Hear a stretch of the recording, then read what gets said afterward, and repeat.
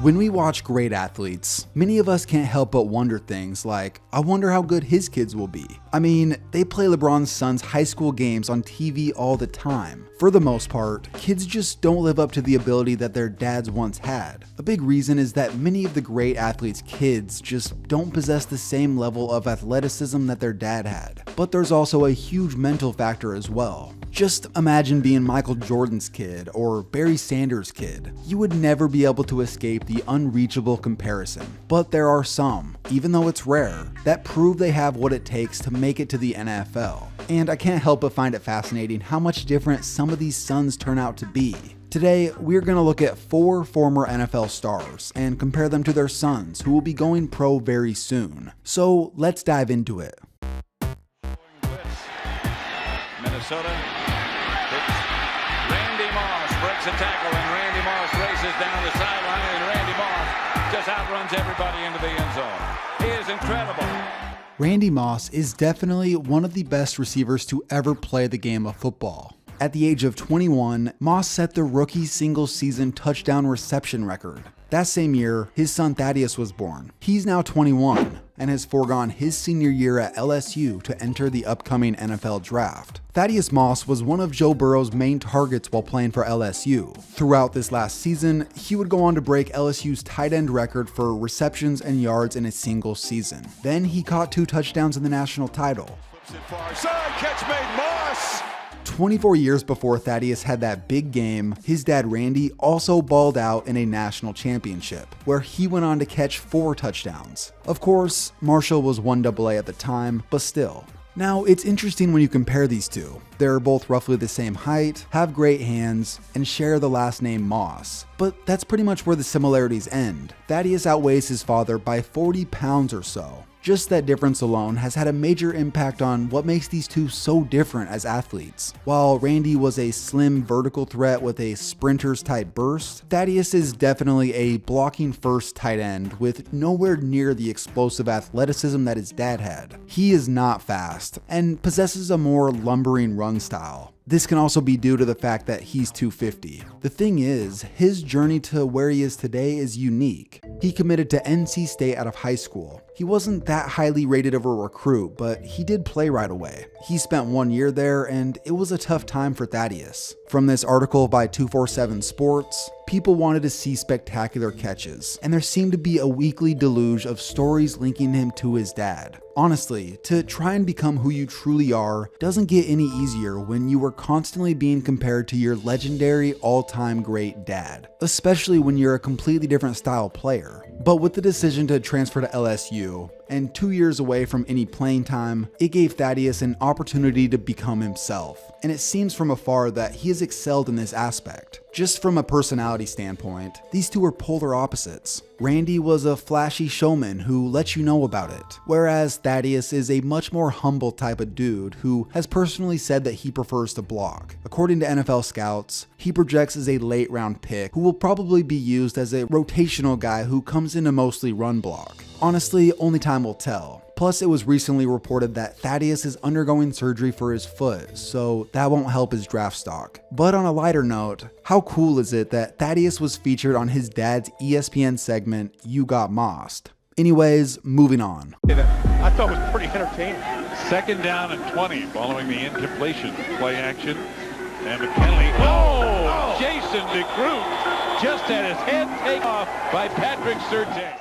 Patrick Surtain was one of the best corners in the early 2000s. Lining up opposite of Sam Madison, the two became a deadly combo for the Miami Dolphins for years. Surtain would go on to make 3 Pro Bowls in a row, achieve All-Pro status in 2003, and ended top 5 all-time in interceptions in Miami Dolphins history. After his NFL career was over, he would go on to coach high school football in Florida at American Heritage in 2016. 2 years later, his son, Patrick II, would become the top cornerback prospect in the entire country. The first thing you may notice is how tall his son is. He is 6'2". That lengthy frame, free-range athleticism, and ball-hawking skills made him the definition of a blue-chip prospect. After receiving a near perfect grade coming out of high school, he committed to Alabama. When you compare these two, it seems like Patrick II is just a taller and more refined version of his dad. Patrick said himself that his son was much further along by the end of high school than he was. But then again, Patrick was a quarterback when he got recruited by Southern Miss. On day 2 of practice, he switched to corner, and over the span of 4 years, he became the complete package. The thing is, Patrick II is already there. Not only did he go to Alabama, but he started as a true freshman, which is just remarkable. On top of that, he went on to be named Freshman All-American by The Athletic for his play. Certainly, having the same name as his dad has put more eyes on this kid since a young age. But it is safe to say that he's lived up to the hype of his dad so far. Draft websites like Walter Football project him as a possible top 10 pick in 2021. He's been drawing comparisons to Jalen Ramsey for his size and elite athleticism. Given what he brings to the table, the advantages he has physically, and the privilege of learning everything from a former NFL corner, there's a legitimate shot that he becomes as good or better than his dad was.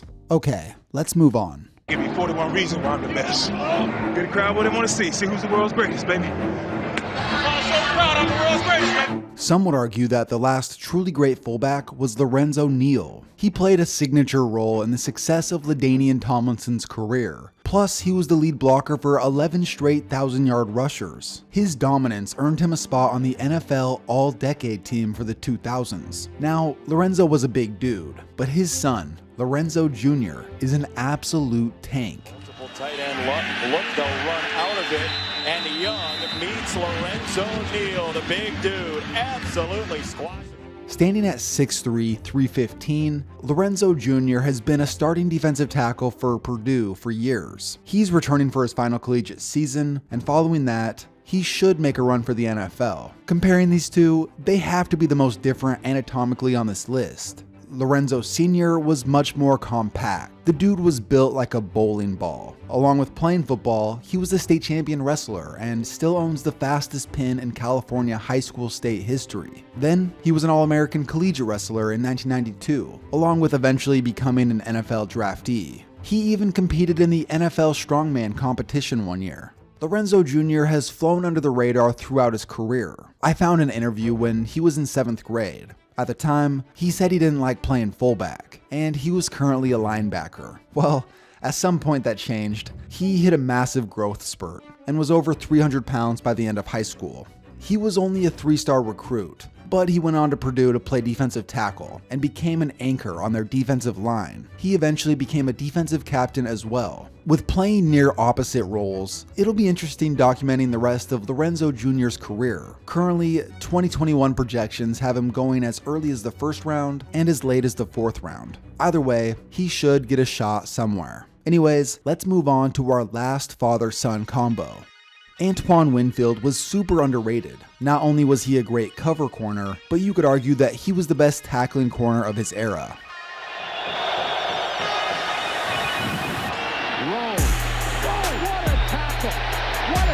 By Antoine Winfield. He managed to make 3 Pro Bowls in a row from 2008 to 2010. He earned 2nd team All-Pro one of those years and was voted as one of the 50 greatest Vikings ever. The thing is, his son, Antoine Jr., is just as big of a playmaker as his dad was. For Johnson, he gets blown up in the backfield, the ball's out, and the Golden Gophers are after it, but it looks like... Comparing these two, they are both around the same height. Antoine Jr. is just a bit thicker, and according to him, he's faster than his dad was. While Antoine Sr. was more of a true complete corner, Antoine Jr. plays more of a deep safety, but moves all over the defensive backfield. Kinda like Jabril Peppers did at Michigan. Antoine Sr. went to Ohio State and managed to become a consensus first-team All-American when it was all said and done. Antoine Jr. went to Minnesota and became a first-team All-American this last season. Antoine Sr. was a first-round pick in 1999. His son's stock varies around the 1st to 4th round. Antoine Jr.'s best traits are his instincts and motor, two things he learned directly from watching his dad. He said himself that he started watching Vikings film when he was 11 years old. While most kids are playing Madden to sharpen up their football knowledge, he was in legitimate Vikings team film sessions. Honestly, it seems like there's a good chance he lives up to his dad's level of play. The more you listen to him and watch his tape, the more you start to like him. The dude just straight up makes plays. And shout out to my old roommate Jacob, he's Fresno State's worst nightmare. Holken wants to throw! It's picked off! Oh my goodness, it's Winfield!